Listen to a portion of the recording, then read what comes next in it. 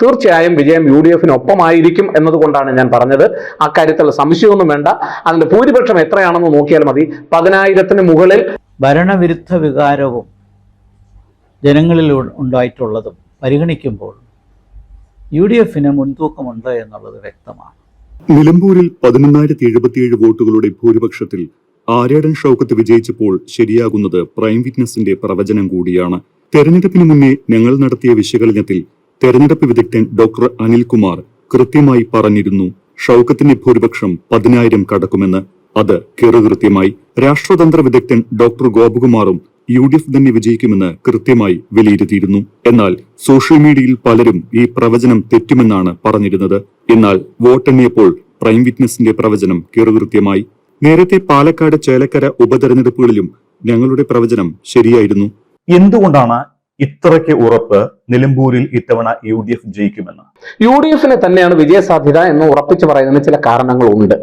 അതിൽ ഏറ്റവും പ്രധാനമായിട്ടുള്ളത് ഭരണവിരുദ്ധ തരംഗം തന്നെയാണ്. LDF-ന് എതിരെയുള്ള ഭരണവിരുദ്ധ വികാരം മണ്ഡലത്തിൽ പ്രകടമാണ് എന്ന് പല വ്യക്തികളോടും സംവദിച്ചതിന്റെ അടിസ്ഥാനത്തിൽ നമുക്ക് മനസ്സിലാക്കാനായിട്ട് കഴിഞ്ഞിട്ടുണ്ട്. മറ്റൊരു പ്രധാനപ്പെട്ട കാര്യം, മികച്ച സ്ഥാനാർത്ഥിയാണ് സ്വരാജ് എങ്കിലും ഷൗക്കത്തിന്റെ ഇമേജിനും തിളക്കത്തിന് ഒട്ടും കുറവില്ല എന്നുള്ളതാണ്. അതുകൊണ്ട് സ്ഥാനാർത്ഥിയുടെ മികവെടുത്ത് പരിശോധിച്ചാലും ഏതാണ്ട് രണ്ടുപേരും ഒപ്പത്തിനൊപ്പം പോകുന്ന ഒരു പ്രതികരണമാണ് ജനങ്ങളുടെ ഇടയിൽ നിന്ന് കിട്ടിയിട്ടുള്ളത്. മറിച്ച് അൻവറിന്റെ കാര്യത്തിൽ ഏറ്റവും രസകരമായ ഒരു കാര്യം, അൻവർ പറയുന്നത് വിശ്വാസത്തിലെടുക്കുന്ന ജനങ്ങളെ എടുത്ത് നോക്കിയാൽ ഏതാണ്ട് 50% ജനങ്ങളും, അല്ലെങ്കിൽ പലരെയും ഞാൻ നേരിട്ട് കണ്ട് സംസാരിച്ചപ്പോൾ അവരിൽ ഒരു 50% ആളുകളും പറയുന്നത് അതിൽ അവർക്ക് വിശ്വാസമുണ്ട് എന്നുള്ളതാണ്. അപ്പൊ ചുരുക്കി പറഞ്ഞാൽ ഇത് മണ്ഡലത്തിൽ സ്വാധീനിക്കുന്നുണ്ട്. അതുകൊണ്ട് തന്നെ ഭരണവിരുദ്ധ വികാരം വളരെ പ്രകടമായിട്ടുണ്ട്. അൻവർ കുറച്ച് വോട്ട് മാറ്റുന്നുണ്ട്. ആ വോട്ടുകൾ നേരത്തെ LDF-ന് കിട്ടിക്കൊണ്ടിരുന്ന വോട്ടുകളാണ്. BJP-യിൽ നിന്ന് നഷ്ടമായേക്കാവുന്ന ഏതെങ്കിലും വോട്ടുകൾ ഉണ്ടെങ്കിൽ ആ വോട്ടുകളും അവസാനം ചെന്ന് വീഴാൻ സാധ്യതയുള്ളത് UDF-ന്റെ പെട്ടിയിലാണ് ഇത്തവണ എന്നുള്ളതാണ്. അതുകൊണ്ട് തന്നെ ഈ തെരഞ്ഞെടുപ്പിൽ ഒരു കാര്യം ഉറപ്പാണ്, ഭരണവിരുദ്ധ വികാരം, അതുപോലെ തന്നെ ആശാ വർക്കേഴ്സിന്റെ സമരം, അതുപോലെ തന്നെ പെൻഷൻ സ്കീം, പെൻഷൻ പലർക്കും ഡിലേ താമസിച്ചു കിട്ടുന്നു, ഇങ്ങനെയൊക്കെയുള്ള ധാരാളം പ്രശ്നങ്ങൾ ജനങ്ങൾ ചൂണ്ടിക്കാണിച്ചിട്ടുണ്ട്. അതുകൊണ്ട് തന്നെ ഈ തെരഞ്ഞെടുപ്പിൽ ഇവിടെ തീർച്ചയായും നേട്ടം UDF-നാകാനുള്ള എല്ലാ സാധ്യതയും ഉണ്ട്. അതുകൊണ്ട് തന്നെയാണ്. ഇനി മറുവശം കൂടി നോക്കൂ, UDF-ന്റെ ഭാഗത്ത് കെട്ടുറപ്പുള്ള ഒരു മത്സരമാണ് അവർ, ഒരു ഒന്നിച്ചുള്ള പ്രചരണമാണ് അവർ കാഴ്ചവെച്ചത്. അവർ മുസ്ലിം ലീഗും കോൺഗ്രസും ജീവൻ മരണ പോരാട്ടമായി എടുത്തുകൊണ്ട് നല്ല ചെറുപ്പക്കാരെ മണ്ഡലത്തിന്റെ വിവിധ ഭാഗങ്ങളിൽ ഇറക്കി ശക്തമായ പ്രചരണമാണ് നടത്തിയത്. ഒട്ടും കുറവില്ല പ്രചരണത്തിൽ അവർ. ഞാൻ പറയാൻ കാരണം, VD സതീശൻ ആ തുടക്കം മുതൽ ശക്തമായൊരു നിലപാട് അൻവറിനെതിരെ എടുക്കുകയും പ്രധാനപ്പെട്ട ചെറുപ്പക്കാരെ മണ്ഡലത്തിൽ ചാണ്ടി ഉമ്മൻ മുതൽ അതുപോലെ തന്നെ ബൽറാം, അതുപോലെ വിഷ്ണുനാഥ്, ഷാഫി പറമ്പിൽ, ഇങ്ങനെയുള്ളവരുടെ ഒരു ശക്തമായ നിര നമുക്ക് ആ മണ്ഡലത്തിൽ കാണാനായിട്ട് കഴിയും. ഇത് തീർച്ചയായിട്ടും അവർക്ക് വളരെയധികം ഗുണം ചെയ്യും എന്നാണ് ഞാൻ മനസ്സിലാക്കിയിട്ടുള്ളത്. ഈ പലപ്പോഴും നേതാക്കന്മാരുടെ നാക്കുപിഴ എന്ന് പറയുന്നത്, സുധാകരനെ പോലെയുള്ളവരുടെ ഭാഗത്തു നിന്നൊക്കെ ചിലപ്പോൾ ഇങ്ങനെയുള്ള വീഴ്ചകൾ പലപ്പോഴും ഉണ്ടാകാറുണ്ട്. പത്രപ്രവർത്തകർ ചിലപ്പോൾ കൊടുക്കാറുണ്ട്. ഇപ്പൊ കഴിഞ്ഞ ദിവസം ഗോവിന്ദൻ മാഷിനെ കൊടുക്കിയില്ലേ, RSS-ന്റെ ചോദ്യം ചോദിച്ചു, അതുപോലെ. അപ്പൊ ആഭരണങ്ങളുടെ നാവുപിഴ പാർട്ടിക്ക് ഉണ്ടാകാതിരിക്കുവാൻ വേണ്ടി അവർ പരമാവധി ശ്രദ്ധിച്ചിട്ടുണ്ട്. അതൊരു പക്ഷേ ഈ തെരഞ്ഞെടുപ്പിൽ UDF-ന്റെ വിജയത്തിന് കാരണമായി മാറും എന്ന് തന്നെ പ്രതീക്ഷിക്കുന്നു. ചുരുക്കി പറഞ്ഞാൽ ആന്റി ഇൻകംബൻസി ഫാക്ടറും UDF-ന്റെയും ലീഗിന്റെയും ഒത്തൊരുമിച്ചുള്ള പ്രവർത്തനവും ചെറുപ്പക്കാരുടെ ക്യാമ്പയിനിങ്ങും എല്ലാം കൊണ്ട് തന്നെ ഇത്തവണ മുൻതൂക്കം UDF-നാണെന്ന് ഉറപ്പിച്ച് പറയുവാനുള്ള കാരണങ്ങൾ ഇതൊക്കെ തന്നെയാണ്. കോൺഗ്രസ് പാർട്ടിയുടെ സീനിയർ ലീഡേഴ്സ് എല്ലാം അൻവറിനെ മുന്നണിയിൽ കൊണ്ടുവരണമെന്ന് ആഗ്രഹിച്ചിരുന്ന കുറച്ചു പേരെങ്കിലും അതിൻ്റെ അബദ്ധം കുറച്ചു കഴിഞ്ഞ് മനസ്സിലായി. സതീശനെടുത്ത ശക്തമായ നിലപാട് കോൺഗ്രസിനും UDF-നും അംഗീകരിക്കേണ്ടി വന്നു. മാത്രമല്ല, ഇങ്ങനെ വിലപേശുന്ന ഒരാളെ കൊണ്ട് മുന്നോട്ട് പോയാൽ കൂടുതൽ പ്രാരാബ്ദങ്ങൾ വർദ്ധിപ്പിക്കുന്നല്ലാതെ കൂടുതൽ ഗുണങ്ങളൊന്നും അൻവറിൽ നിന്ന് ലഭിക്കാനിടയില്ല എന്നുള്ള സതീശൻ്റെ ഉറച്ച തീരുമാനത്തിന് പൊതുസമൂഹത്തിൻ്റെ പിന്തുണ കിട്ടിയെന്നാണ് ഞാൻ മനസ്സിലാക്കുന്നത്. അതോടൊപ്പം സതീശൻ അതൊരു റിസ്ക് എടുത്തുകൊണ്ട് തന്നെ പറഞ്ഞു, കോൺഗ്രസ് ഇലക്ഷനിൽ ജയിക്കുകയാണെങ്കിൽ അത് UDF-ന്റെ മൊത്തത്തിലുള്ള വിജയമാണ്, കോൺഗ്രസ് പാർട്ടിയുടെയും സംയുക്തമായ വിജയത്തിൻ്റെ കാരണമാണ്. തോക്കുകയാണെങ്കിൽ അത് എൻ്റെ തോൽവിയാണ് എന്ന് സതീശൻ പറയുന്നു. അപ്പോൾ അത് ആ കാൽക്കുലേറ്റഡ് റിസ്ക് ഉണ്ട്. പക്ഷെ അദ്ദേഹം പറഞ്ഞത് ആത്മവിശ്വാസത്തിലാണ്. സീനിയർ നേതാക്കളാകട്ടെ പ്രചരണ രംഗത്ത് കാര്യമായി കണ്ടിട്ടില്ല. സുധാകരനെ അധികം കണ്ടിട്ടില്ല. മുരളീധരനെയും രമേശ് ചെന്നിത്തലയും ചെറുതായി ഒന്ന് കണ്ടു എന്നല്ലാതെ പ്രചരണ രംഗം വാസ്തവത്തിൽ യൂത്ത് കോൺഗ്രസ് നേതൃത്വത്തിൽ ചെറുപ്പക്കാരുടെ നിരയാണ് മുന്നോട്ട് കൊണ്ടുപോയത്.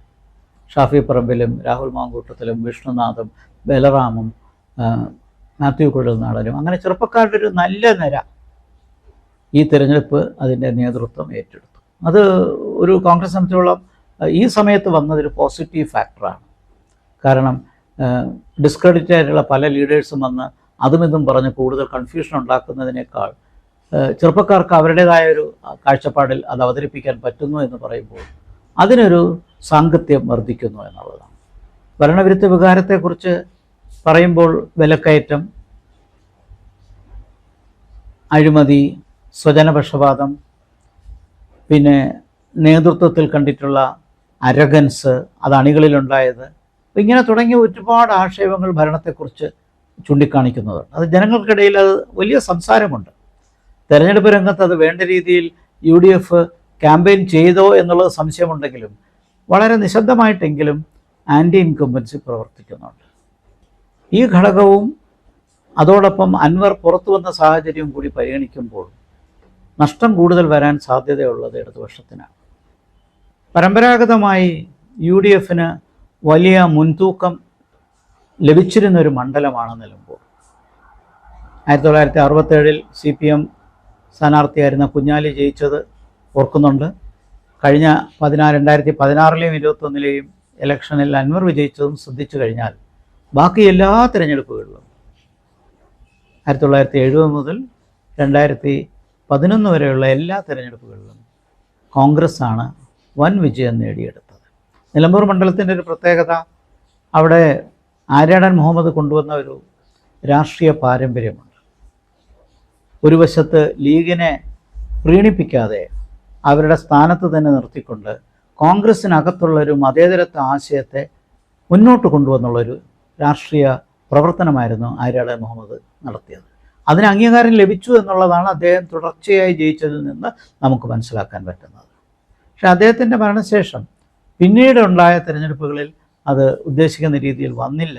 മാത്രമല്ല മലപ്പുറം ജില്ലയിൽ ഇടതുപക്ഷത്തിന് 5-6 സ്ഥാനാർത്ഥികളെ വിജയിപ്പിക്കാൻ കഴിഞ്ഞു എന്നുള്ളത് തന്നെ തിരഞ്ഞെടുപ്പ് രംഗത്ത് വന്ന പുതിയ പൊളിറ്റിക്കൽ ഓപ്പറേഷനിൽ LDF നേടിയ മുൻകൈയാണ്. അതിനുവേണ്ടി നടത്തിയ പല പരീക്ഷണങ്ങളിൽ ഒരു മേഖല നിലമ്പൂർ തന്നെയായിരുന്നു. എന്നാലും പരമ്പരാഗതമായ UDFന് മേൽക്കോയ്മയുള്ള ഒരു മണ്ഡലമാണ്. അതുമാത്രമല്ല, ഈ തിരഞ്ഞെടുപ്പിലെ ഒരു വലിയ പ്രത്യേകത, മുസ്ലിം ലീഗും കോൺഗ്രസും ഒരേ മനസ്സായി നിൽക്കുന്നു, ഒറ്റത്തട്ടിൽ തന്നെ നിൽക്കുന്നു. മുന്നണിയിൽ അവരൊന്നാണെങ്കിലും മലപ്പുറത്ത് പലപ്പോഴും വ്യത്യസ്തമായി മുമ്പ് കണ്ടിട്ടുണ്ട്. പക്ഷെ വളരെ ആത്മാർത്ഥതയോടുകൂടി മുസ്ലിം ലീഗും കോൺഗ്രസും ഒരുമിച്ച് നിൽക്കുന്നു. അതിൻ്റെ കാരണം വ്യക്തമാണ്. ഒന്നിച്ചു നിന്നില്ലെങ്കിൽ ഭാവിയില്ല എന്നുള്ളത് അറിയാം. അതുകൊണ്ട് തന്നെ ഈ ഐക്യത്തിന് അവിടുത്തെ നിയോജകമണ്ഡലത്തിൽ സമ്മതിദാരുടെ പിന്തുണ ഉണ്ടായിട്ടുണ്ട്. ആ മുസ്ലിം ലീഗിൻ്റെ ആത്മാർത്ഥമായ പിന്തുണയും